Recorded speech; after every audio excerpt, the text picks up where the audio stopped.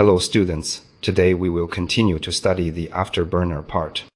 In this class, we will learn the third part of the afterburner, which is to distinguish the basic components of the afterburner. 2. The diffuser and flame stabilizer have been introduced before, and this class will continue to learn the remaining basic components. First of all, there are the oil transfer rings and fuel nozzles. Taking WP7A as an example, the oil supply for its afterburner is zoned and pressure controlled with 4 oil transfer rings from front to back along the direction of airflow, namely the inner ring auxiliary oil circuit I, the outer ring auxiliary oil circuit 2, the inner ring main oil circuit 3, and the outer ring main oil circuit EVIV. Afterburner nozzles are generally divided into direct current nozzles and centrifugal nozzles. There are 3 points to note about fuel nozzles. First, use double or multiple rows of nozzles for fuel supply, and the nozzles should be evenly arranged along the circumference and in sufficient quantity. Second, the fuel injection direction is often against the airflow or at an angle to the airflow. Third, 2 groups of working nozzles are often used in afterburner combustion chambers with a large adjustment range and long working time. In the maximum afterburner state, 2 groups of nozzles work. In the small afterburner state, 1 group of nozzles does not supply fuel.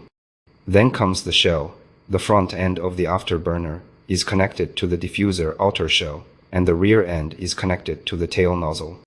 The shell is made of several sections of thin-walled cylinders, rolled and welded, so special attention should be paid to its rigidity.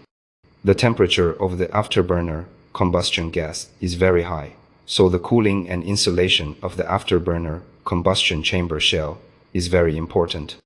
There are generally 2 cooling methods. First, the gas after the turbine flows through the gap between the corrugated liner and the shell to cool the shell. 2. The air of a certain stage of the compressor is used to cool the inner wall of the shell, and the flowing air is used to cool the outer wall of the shell. Finally, there is the ignition device. The function of the afterburner ignition system is to quickly, safely, and reliably ignite the oil-gas mixture in the afterburner when the engine starts the afterburner.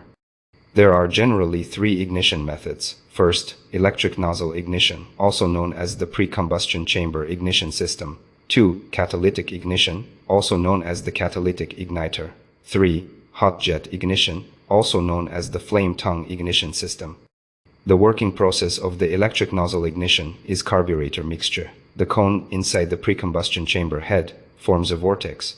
The electric nozzle ignites the flame, spurts out the oil transfer ring, sprays oil, and ignites the mixture in the reflux area of the annular flame stabilizer, is ignited, 8 to 14s stops working, and the ignition is completed. Catalytic ignition is also suitable for the afterburner starting ignition system behind the inner and outer duct mixer of the dual duct engine. WS9 catalytic ignition uses the property of platinum to absorb oxygen and hydrogen so that the ignition mixture is ignited at a lower temperature by the catalytic effect of the platinum-rhodium wire mesh. Hot jet ignition is also called flame ignition system. Its principle is that when the afterburner is started, a special accessory will spray additional fuel into a flame tube in the main combustion chamber. The flame formed by this additional fuel passes through the turbine and ignites the mixture in the afterburner to complete the ignition. Students, at the end of this class, we have completed the study of the afterburner content. Students must master today's knowledge in a timely manner and be able to apply it to other situations